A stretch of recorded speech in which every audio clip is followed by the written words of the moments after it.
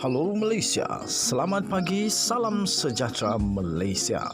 Malaysia kita punya, cintai Malaysiaku, kita jaga kita. Sebelum kita mulakan berita hangat pada hari ini, untuk anda yang baru pertama kali, silalah untuk sudi tekan butang subscribe, like dan share. Sila juga tinggalkan komen anda kerana setiap komen anda amatlah dihargai.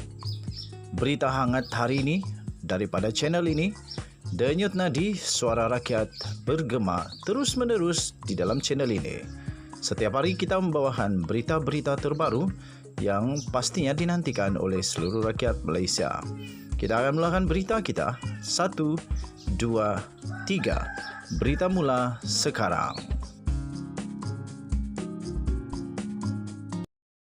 Salam sejahtera Malaysia. Berita terkini yang mengejutkan seluruh Malaysia berkenaan dengan pembebasan Zahid Hamidi daripada kes Mahkamah Rasuah 40 pertuduhannya. Terkini 26 September 2022 daripada Malaysia kini. Kes VLN, pendakwaan fail rayuan terhadap pembebasan Zahid. Berita penuh. Pihak pendakwaan telah memfailkan rayuan terhadap keputusan Mahkamah Tinggi yang membebaskan dan melepaskan Presiden UMNO Ahmad Zahid Hamidi dalam kes rasuah sistem visa luar negara VLN. Notis untuk membawa kes itu ke peringkat Mahkamah Rayuan difailkan hari ini menurut laporan The Edge. Pada Jumaat lalu, Hakim Mahkamah Tinggi Shah Alam Muhammad Yazid Mustafa telah memutuskan pendakwaan gagal membuktikan kes prima facie dan 3 saksi utama kes itu tidak boleh dipercayai.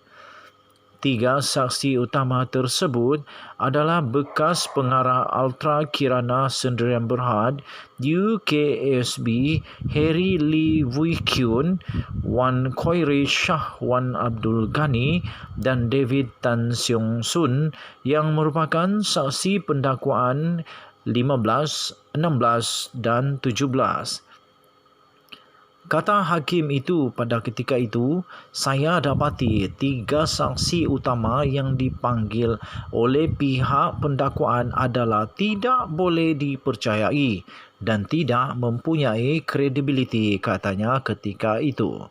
Zahid dihadapkan dengan 33 pertuduhan menerima rasuah dari UKSB berjumlah Singapura $13.56 juta atau 43.6 juta ringgit Malaysia antara 2014 dan 2017.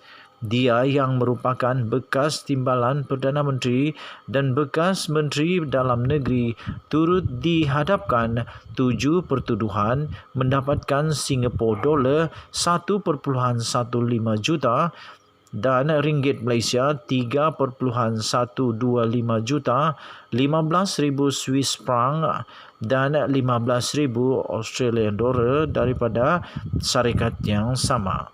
Bukan Australian dollar, maafkan saya, tetapi American dollar 15,000 dari syarikat yang sama. Dia didakwa menerima rasuah untuk melanjutkan kontrak UKSB untuk mengendalikan Service One Stop Center OSC di China dan sistem VLN serta mengekalkan kontrak dengan Kementerian Dalam Negeri untuk membekalkan sistem VLN. Pendakwaan dibuat di bawah Seksyen 16A-B Akta SPRM 2009 yang membawa hukuman penjara maksimum 20 tahun dan denda tidak kurang 5 kali nilai rasuah atau RM10,000 yang mana lebih tinggi. Pada masa ini, Zahid turut masih berdepan dengan satu lagi perbicaraan atas pertuduhan pecah amanah jenayah, rasuah dan pengubahan wang haram melibatkan Yayasan Akal Budi. Perbicaraan itu kini di peringkat pembelaan. Sekian berita, salam sejahtera Malaysia. Malaysia kita punya. Cintai Malaysiaku, kita jaga kita. Jangan lupa tekan butang subscribe, like dan share. Kita jumpa lagi. Tinggalkan komen anda untuk penambahbaikan pada video akan datang. Bye-bye.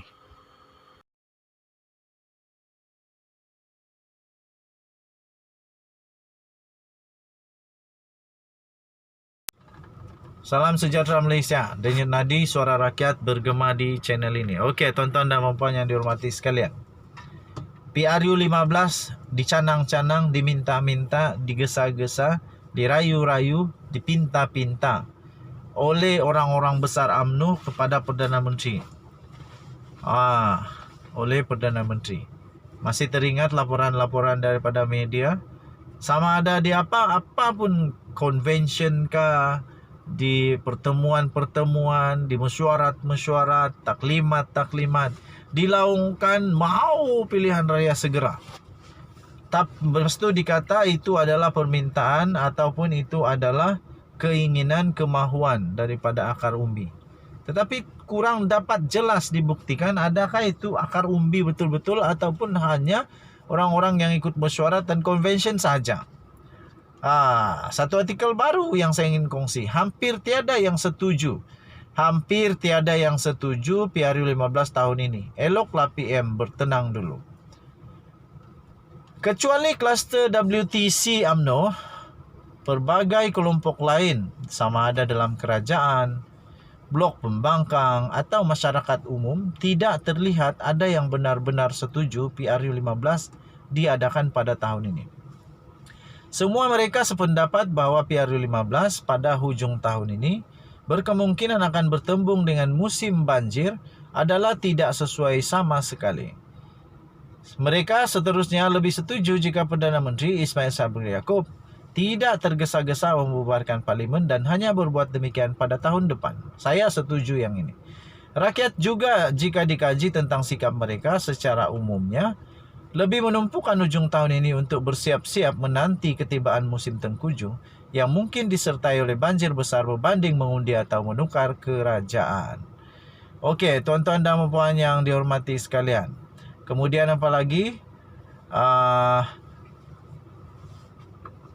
Rakyat juga jika dikaji tentang sikap mereka secara umumnya lebih menumpukan hujung tahun ini untuk bersedia dengan banjir lah, berbanding untuk mengundi ataupun menukar kerajaan.